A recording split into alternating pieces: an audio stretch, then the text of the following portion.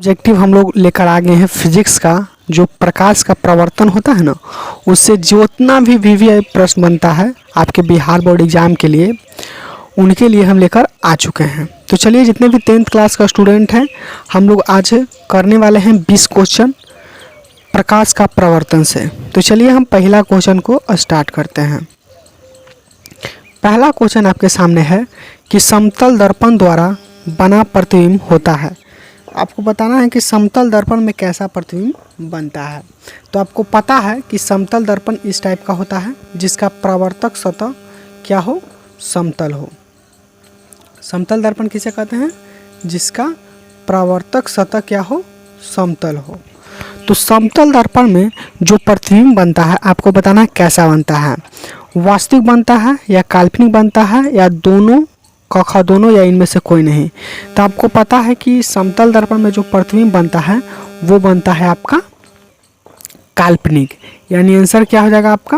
Answer हो जाएगा ख। आंसर क्या हो जाएगा? ख। यानी कि इसमें काल्पनिक बनता है। वास्तविक प्रतिबिंब इसमें कह सकते हैं कि नहीं बनता है। ओके, इसमें कैसा प्रतिबिंब बनता है? इसमें काल्पनिक बनता है। ठीक, चलिए अगले प्रश्न की ओर चलेंगे। और देखिए, जो इसका सॉल्यूशन करा रहे हैं उसका पीडीएफ आपको मिल जाएगा। ठीक, दूसरा प्रश्न है कि परावर्तन का कोण होता है, परावर्तन का कोण कैसा होता है? आपको बताना है आपतित किरण और दर्पण के सतह का बीच का कोण नहीं। आपतित किरण और दर्पण के सतह पर खींचे गए अभिलंब के बीच का कोण, ये भी नहीं। ये परावर्तन कोण खोज रहा, जैसे कि पूछ रहा है। तो परावर्तन कोण किसे कहते हैं? परावर्तित किरण, परावर्तित किरण और दर्पण की सतह पर बीच का कोण नहीं, ये भी नहीं। परावर्तित किरण और दर्पण के सतह पर खींचे गए अभिलंब के बीच का कोण, ये डी हो जाएगा। यानी कि देखिए, परावर्तन कोण किसे कहते हैं? देखिए, ये एक समतल दर्पण है तो ये आपतित किरण हुआ, ये परावर्तित किरण हुआ, और इसके बीचे बीच एक अभिलंब डाला जाता है, अभिलंब डाला जाता है। और कह सकते हैं इसको अभिलंब कहते हैं। यानी कि परावर्तित किरण, ये परावर्तित किरण और अभिलंब के जो बीचों बीच कोण बनता है उसी को कहते हैं परावर्तित कोण। ठीक, परावर्तन कोण। ठीक, समझ गया ना? ये होता है परावर्तन कोण। और आपतन कोण बोलेगा तो आपतित किरण और अभिलंब के बीचों का कोण क्या कहता है? आपतन कोण। ठीक, तो ये क्या हो जाएगा? दूसरा का राइट आंसर हो जाएगा, वो हो जाएगा घ। आंसर क्या हो जाएगा? घ हो जाएगा, घ। ठीक, चलिए अगले प्रश्न की ओर देखेंगे। अगला प्रश्न, ये भी एकदम वीवीआई प्रश्न है, इसको देखिएगा। वीवीआई है। प्रश्न है कि प्रकाश के परावर्तन के कितने नियम होते हैं? प्रकाश के परावर्तन के कितने नियम होते हैं? तो प्रकाश के परावर्तन के कितने नियम होते हैं? 2 नियम होते हैं। कितने नियम होते हैं? 2। यानी कि इसका हो जाएगा ख। और यही पूछेगा आपको कि निम्नलिखित में किस दर्पण द्वारा किसी भी वस्तु का प्रतिबिंब वास्तविक मिल सकता है? किस दर्पण द्वारा किसी भी वस्तु का प्रतिबिंब वास्तविक मिल सकता है? तो समतल दर्पण में क्या मिलता है बताइएगा? समतल दर्पण, अवतल दर्पण, उत्तल दर्पण, या तीनों प्रकार के दर्पण में? तो देखिए, मैं आपको बता देना चाहता हूँ कि वास्तविक प्रतिबिंब समतल दर्पण में तो काल्पनिक प्रतिबिंब मिलता है, और उत्तल दर्पण में भी काल्पनिक प्रतिबिंब मिलता है, और अवतल दर्पण एक ऐसा है जिसमें वास्तविक और काल्पनिक दोनों मिलता है। तो इसका राइट आंसर क्या हो जाएगा? आपका अवतल दर्पण होगा। अवतल दर्पण में वास्तविक भी मिलता है और काल्पनिक भी मिलता है। तो इसका हो जाएगा ख। और इसका प्रकाश के परावर्तन कितने नियम? 2। ठीक, चलिए अगला देखते हैं। 5वां प्रश्न है। 5वां जो प्रश्न है कि निम्नलिखित में किस दर्पण द्वारा किसी भी वस्तु का प्रतिबिंब, किसी भी वस्तु का आभासी प्रतिबिंब प्राप्त किया जा सकता है? देखिए, किस दर्पण द्वारा निम्नलिखित में किस दर्पण द्वारा किसी भी वस्तु का आभासी प्रतिबिंब प्राप्त किया जा सकता है? केवल समतल दर्पण द्वारा, केवल अवतल दर्पण द्वारा, केवल उत्तल दर्पण द्वारा और उपयुक्त तीनों प्रकार के दर्पण द्वारा। तो मैं आपको बता देना चाहता हूँ कि आभासी जो प्रतिबिंब होता है, यानी कि काल्पनिक प्रतिबिंब होता है, आभासी को ही काल्पनिक कहते हैं, ये तीनों प्रकार के दर्पण में बनता है, समतल दर्पण में भी, अवतल दर्पण में भी और उत्तल दर्पण में। तो इसका राइट आंसर क्या हो जाएगा आपका? ये हो जाएगा घ। ठीक, आंसर क्या हो जाएगा? घ। ठीक, चलिए छठा प्रश्न देखेंगे। छठा प्रश्न है कि वस्तु से छोटा, देखिए याद रखिए, वस्तु से छोटा और आभासी प्रतिबिंब में किन दर्पण द्वारा बनता है? समतल दर्पण में तो आभासी बनता है लेकिन वस्तु के बराबर बनता है। अवतल दर्पण में क्या होता है? आभासी बनता है लेकिन वस्तु से बड़ा हो जाता है। दोनों क ख दोनों, ये तो नहीं होगा। उत्तल दर्पण में क्या होता है? आभासी बनता है और क्या बनता है? वस्तु से छोटा बनता है। तो इसका राइट आंसर क्या हो जाएगा? इसका राइट आंसर हो जाएगा घ। आंसर घ। ठीक, चलिए अगला देखेंगे। सातवां प्रश्न। सातवां प्रश्न है, निम्नलिखित में किसके द्वारा एक बिंदु स्रोत से समांतर किरणपुंज मिल सकता है? निम्नलिखित में किसके द्वारा एक बिंदु स्रोत से समांतर किरणपुंज मिल सकता है? तो इसका राइट आंसर हो जाएगा ए, अवतल दर्पण द्वारा। ओके, चलिए अगला प्रश्न है। अगला प्रश्न है कि कहाँ पर स्थित होने पर वस्तु का प्रतिबिंब अवतल दर्पण के फोकस पर बनता है? अब कहाँ पर वस्तु रहेगा तो इसका प्रतिबिंब कहाँ पर बनेगा? फोकस पर बनेगा। तो आपको पता है कि जब वस्तु अनंत पर होता है, अवतल दर्पण में अनंत पर होता है, ये फोकस है। जब कोई वस्तु अनंत पर होता है तो उसका प्रतिबिंब कहाँ बनता है? फोकस पर। ओके, फोकस पर बनता है। ठीक, फोकस पर बनता है। तो अनंत पर रहेगा तो फोकस पर बनेगा। ठीक, यानी कि अनंत पर। आंसर क्या हो जाएगा? हो जाएगा आपका घ। चलिए अगला प्रश्न है। अगला प्रश्न है आपका, अगला जो प्रश्न वो ये है कि अवतल दर्पण की फोकस दूरी, याद रखिएगा एफ, उसकी वक्रता त्रिज्या की, वक्रता त्रिज्या नहीं आर की क्या होती है? आधी होती है। यानी इसका राइट आंसर क्या हो जाएगा? आपका ख हो जाएगा। ठीक, 10वां के देखेंगे। 10वां है कि एक अवतल दर्पण में वो वस्तु यानी बीम स्थित फोकस और ध्रुव के बीच है। फोकस और किसके बीच है? ध्रुव के बीच है। तो बताइएगा कि तो प्रतिबिंब, प्राप्त प्रतिबिंब होगा कहाँ है? फोकस और ध्रुव के बीच। तो देखिए इसमें कोई अवतल दर्पण है। ठीक, क्या है? अवतल दर्पण है। और क्या है यहाँ पर? इसको मान सकते हैं, इसको मान लीजिए फोकस, इसको ध्रुव। तो कहाँ है? फोकस और ध्रुव के बीच, यानी यहाँ है। ठीक, यहाँ है, यह है वक्रता केंद्र।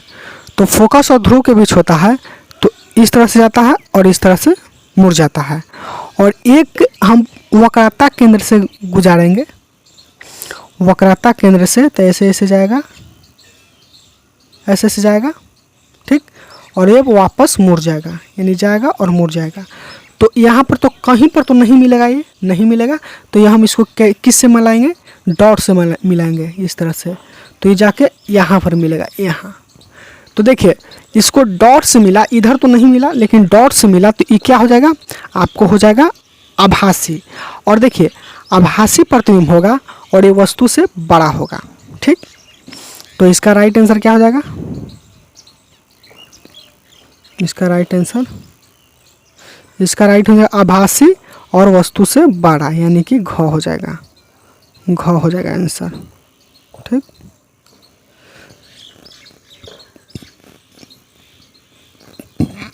चलिए 11वां क्वेश्चन है, किसी भी अवतल दर्पण द्वारा आभासी सीधा और आवर्धिक प्रतिबिंब तब बनता है जब वस्तु कहाँ पर होता है। अवतल दर्पण में आभासी सीधा और आवर्धित माने बड़ा कब बनता है, अभी बताए हैं कि जब ध्रुव दर्पण के ध्रुव और फोकस के बीच हो, यानी आंसर क्या हो जाएगा घ। आंसर क्या हो जाएगा घ।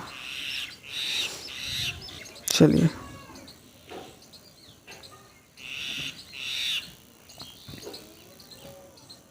देखिए अगला कि मोटर चालक के सामने लगा रहता है। जो मोटर चालक होता है उसके सामने क्या लगा रहता है, कौन सा दर्पण लगा रहता है, और समतल दर्पण या उत्तल दर्पण या अवतल दर्पण या एक पतला लेंस, बताइएगा। तो आपको पता है कि मोटर गाड़ी के सामने चालक के सामने लगा रहता है, वो क्या रहता है, उत्तल दर्पण रहता है। ठीक, कौन सा, उत्तल दर्पण। चलिए अगला है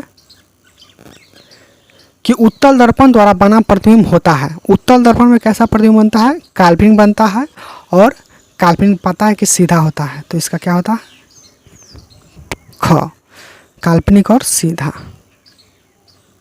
चलिए अगला है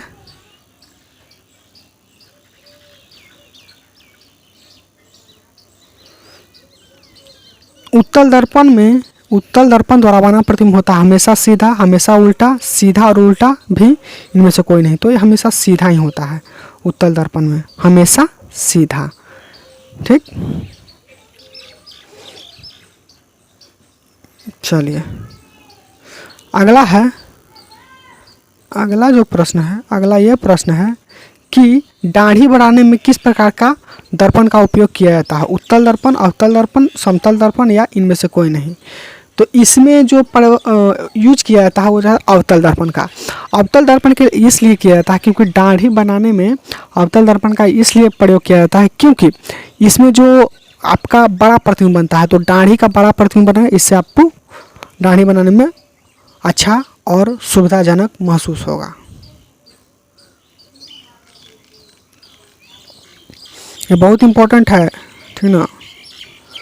अगला प्रश्न है, अगला जो प्रश्न है वो है कि एक दर्पण किसी भी दूरी पर रखी एक वस्तु का सीधा प्रतिबिंब ही प्राप्त होता है, तो दर्पण हो सकता है।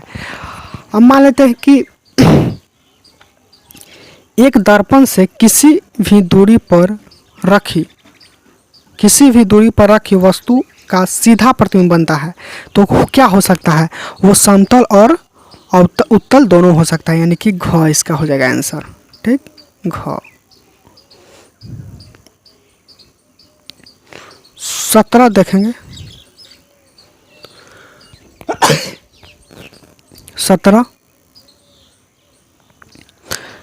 संबंध F बराबर R/2 सत्य है उत्तल दर्पण के लिए परंतु अवतल दर्पण के लिए नहीं, अवतल दर्पण के लिए परंतु उत्तल दर्पण के नहीं, उत्तल दर्पण के या अवतल दोनों प्रकार के दर्पण के लिए, और नहीं उत्तल नहीं अवतल। तो देखिए इसका राइट आंसर हो जाएगा ये दोनों प्रकार के दर्पण के लिए ये क्या है, सत्य है। ऐसा नहीं कि हम उत्तल दर्पण में इसको यूज करेंगे, अवतल दर्पण में यूज नहीं करेंगे। देखिए दोनों प्रकार के दर्पण में इसको यूज कर सकते हैं, सत्य है उत्तल और अवतल दोनों प्रकार के दर्पण के लिए। ओके, इसका राइट आंसर क्या हो जाएगा, इसका राइट आंसर हो जाएगा आपका घ, ग, ग। अगला प्रश्न देखेंगे। ये पूछा जा रहा है, ये पूछा है कि चित्र में सही आरेख को चुने। अब बताइए ये सही है, ये न सही है, ये सही है, ये इस तरह से जाएगा, इस तरह से मुड़ेगा, नहीं, ये भी नहीं सही है। ये देखिए जब भी कोई अवतल दर्पण में वक्रता केंद्र से कोई किरण जाता है तो वो दर्पण से टकराने के बाद उसी पथ में लौट जाता है। जैसे कि देखिए मैं आपको बता देना चाहता हूँ,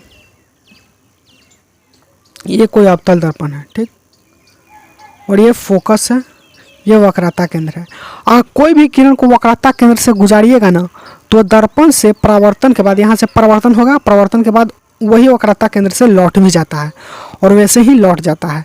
तो इसका जो राइट आंसर हो जाएगा वो हो जाएगा आपका आपका ये हो जाएगा घ। ओके, क्या हो जाएगा? घ हो जाएगा, यानी ये वाला सही हो जाएगा। ठीक, अगला है